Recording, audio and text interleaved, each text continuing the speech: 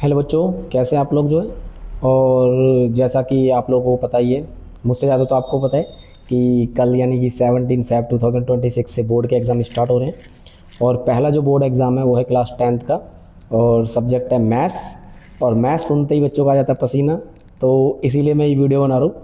आपको डरने की ज़रूरत नहीं है, पसीना आपको लाना नहीं है, पसीना पेपर का निकाल देना है बढ़िया तरीके से। और उसके लिए एक प्लानिंग होती है हमारी कि पेपर को कैसे अटैम्प्ट करें। तो सबसे पहले आपको ये ध्यान रखना है कि आपको सेक्शन ए यानी कि एमसीक्यू पर पहले फोकस नहीं करना, आपको पहले फोकस करना है सेक्शन बी पर। क्योंकि सेक्शन बी के जो क्वेश्चन होते हैं वो थोड़े सिंपल आते हैं, इजी आते हैं। वैसे तो ओवरऑल पेपर ये इजी आएगा आप लोगों का, क्योंकि आप लोगों ने सब कुछ पढ़ रखा है।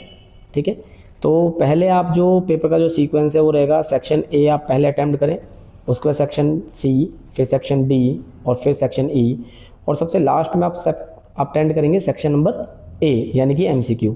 क्योंकि जब तक आप section B C D E complete करोगे तब तक बहुत सारे कॉन्सेप्ट एमसीक्यू के आपको आ जाएंगे, वो उन क्वेश्चनों में यूज़ हो जाते हैं, तो आप डायरेक्ट उनको कर पाओगे एमसीक्यू को।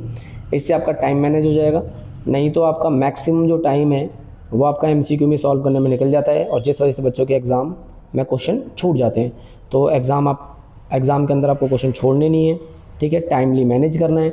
इसलिए बच्चों आपको यूज़ करना है क्या, एमसीक्यू करने हैं लास्ट में, और इससे होगा आपका पेपर टाइमली कंप्लीट। और कोशिश करने की पेपर आपका 2.5 घंटे में हो जाए, और आधा घंटा आप अपने पेपर को रिव्यू कर सकते हो कि कोई क्वेश्चन गलत तो नहीं है, कोई क्वेश्चन छूटा तो नहीं है। ठीक है, और इनफ होते हैं 3 घंटे। और वन मोर थिंग, और मुझको ये पता है कि आपको पेपर आता है तो डरने की ज़रूरत नहीं है। ओके, और maths very easy subject. Okay, maths is very easy subject. Okay, best of luck for your exam. I hope कि आप लोग समझ गए होंगे कि पेपर कैसे अटेम्प्ट करना है। ओके, जय हिंद, जय भारत।